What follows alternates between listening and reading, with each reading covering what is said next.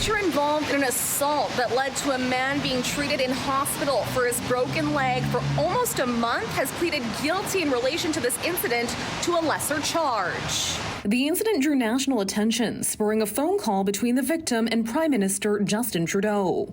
Dory Love has been known for anti-gay rhetoric and was in the neighborhood when Justin Morissette, who lives nearby, came up to him and grabbed Love's microphone. This all resulted in Morissette suffering a broken leg. Emotions ran high as Morissette, who works for Sportsnet 650 in Vancouver, took to the microphone in the courtroom to talk about what the injury had done to him. Sobbing, he said going to therapy is a terrifying prospect for him as he doesn't want to relive what he's lost, including his wrestling show and steady work, saying, quote, "Sometimes it feels as though my career is as destroyed as my leg."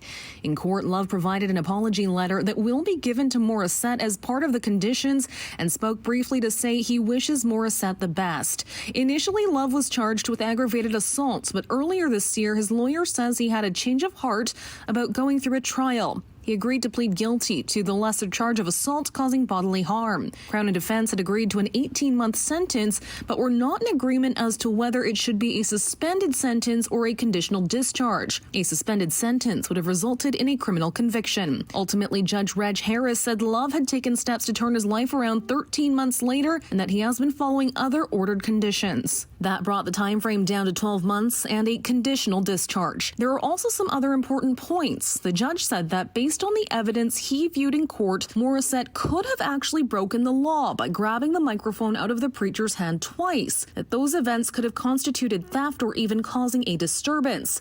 Judge Harris saying, quote, "He came within inches of Dory Love's face." Harris also says that as far as the court is concerned, there were no words of hate spoken during the altercation, which Morissette has previously said was why he confronted Love in the first place. As for conditions, Love is not allowed to be in any kind of contact with Morissette. He is not allowed to be in certain parts of the city of Vancouver, including English Bay and Sunset Beach, and is also not allowed to use any kind of voice amplifying system in BC.